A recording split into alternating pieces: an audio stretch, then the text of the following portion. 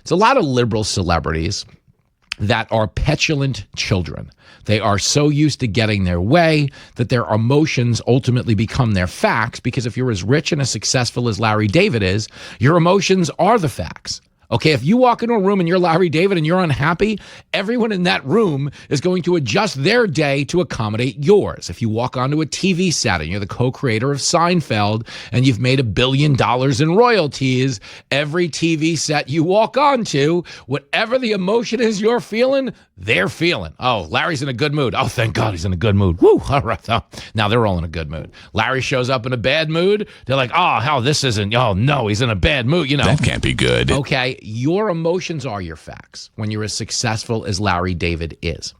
But when you leave the medium of the TV set of Curb Your Enthusiasm or Seinfeld, and you actually are trafficking in political discourse of which you seem to know very little about, your emotions become punchlines instead of facts, which is where we start today's show with Larry David. So Larry David, someone I will be upfront with you about, was really cool to me. When I was a cab driver, one of the funniest experiences of my life is I was driving a cab, and I got a call from Patty McKeever, who had a brother, Al McKeever. They were both national treasures. They were redheads, twins, boy and girl. Patty was the booker at Caroline's at the time. She worked for a guy, Louis Ferranda, who was, I believe, a gay Italian or a Latino man, but he had great, hey, what's going on, Failla?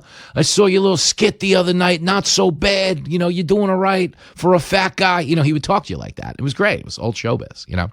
But anyway, one morning, in a wild confluence of events, my buddy Dean and I were actually watching a Larry David interview where he talked about being a cab driver. It's like he used to be a cab driver back in the day. He ran into one of his buddies, and he had this woman he drove on the regular who was really rich and always demanded that he wear a chauffeur hat when he drove her around.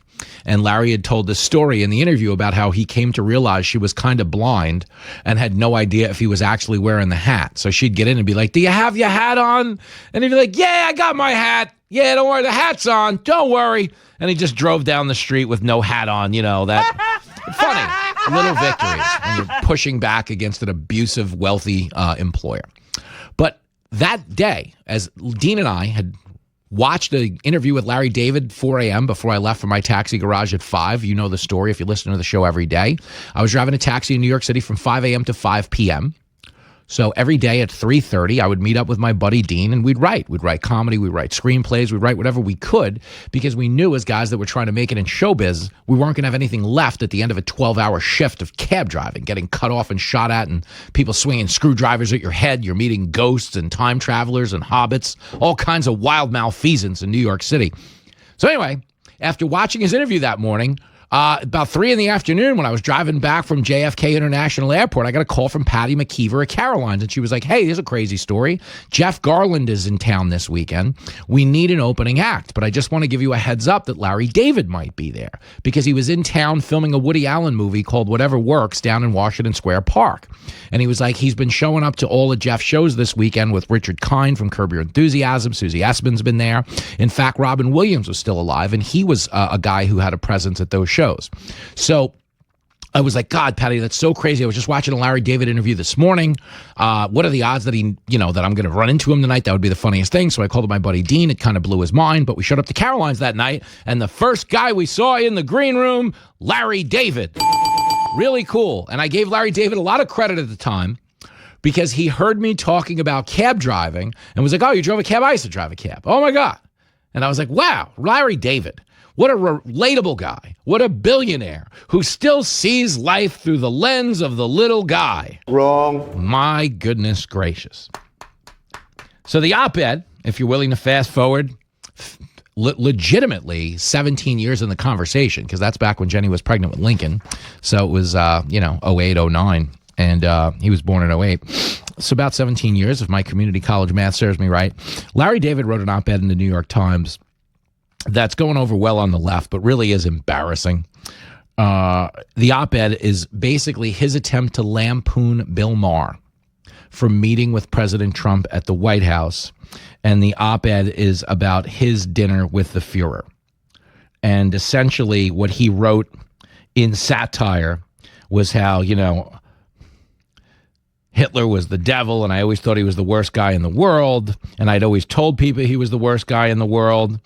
But then one day I showed up to dinner with him, and he was a completely different guy. He was funny. He wasn't like the guy on TV. I didn't hate him as much as I had hated him from afar, and having gotten to know him, I realized it was okay. And this was basically his take on Bill Maher's explanation of meeting with Trump. Bill Maher famously has been at odds with Donald Trump for about 10 years in public life.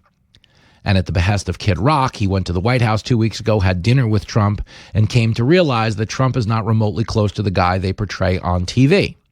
Now, Bill Maher thought that meant Trump was playing a character on TV. What Bill Maher didn't actually realize is that the media had created the character. They were selling the rest of us. Bingo. I have told you this for as long as Trump has been in politics. Okay, there are not two versions of Donald Trump, meaning the Clintons went to his wedding. They were his friend. He came out in support of gay marriage 10 years before Barack Obama did. I don't see you doing any better in the booty department. But think about that. As some people on the left still believe that gay people and LGBT are under attack in this country, the guy came out in favor of gay marriage 10 years before anybody, including Joe Biden, who the year before he came out in favor of gay marriage was telling us it shouldn't be a thing. I can't believe the American people can't see through this. We already have a law, the Defense of Marriage Act, where we've all voted, not where I voted and others said, look, marriage is between a man and a woman, and states must respect that. Nobody's violated that law. There's been no challenge to that law. Why do we need a constitutional amendment? Marriage is between a man and a woman. What's the game going on here? So that's where the left stood on gay marriage, okay, up until about a year before they legalized it and decided they were some type of civil rights pioneer. The point is, Donald Trump's been ahead of them on pretty much every social issue out there. And this portrayal of Trump as Hitler, first of all, really denigrates the victims of the Holocaust, obviously denigrates the valor and the heroism of the greatest generation who went over there and whooped up the Nazis and ended the war. Okay, but understand, it comes from this Hollywood mindset of our feelings are facts, and anybody in violation of our feelings is factually a terrible person. And that's what Larry David and the three people who still use the New York Times instead of making it part of the litter box for their cat, okay, are actually coming to grips with right now. They want to believe that Bill Maher is normalizing Hitler by having some type of dinner with Donald Trump. But do you understand, again and again and again, I cannot imagine being Jewish, okay, and not knowing the difference between the guy who might have killed 10 million of my people and the guy who might have killed 10 million Big Macs. But that's the difference between Trump and Hitler. Donald Trump is currently heading up the Department of Government Efficiency, which is aimed at shrinking the size and strength of the federal government. Hitler was trying to make his government so big and omnipotent, he would rule the world in its entirety, creating a master race along the way and vowing to kill anyone who wasn't a part of it. Does anyone maybe notice a difference between that and Trump wanting to cut your taxes and secure the border? Okay, because I do. And the fact that Larry David, a guy who I thought was like, wow, this is a smart guy. He gets it. He's a man of the people. He's above the garbage. There's a few things burning his balls. One, Cheryl Hines, his TV wife on Curb Your Enthusiasm, is married to RFK. And although she said when RFK became part of the Trump ticket and ultimately a future member of his cabinet, that I don't support Trump, but I support my husband, and I think there needs to be a distinction. She has since become a regular fixture at Mar-a-Lago and all the big Trump media events, and like everybody else who gets to know Trump, all they really do is go, oh, I get it, we've been lied to on TV.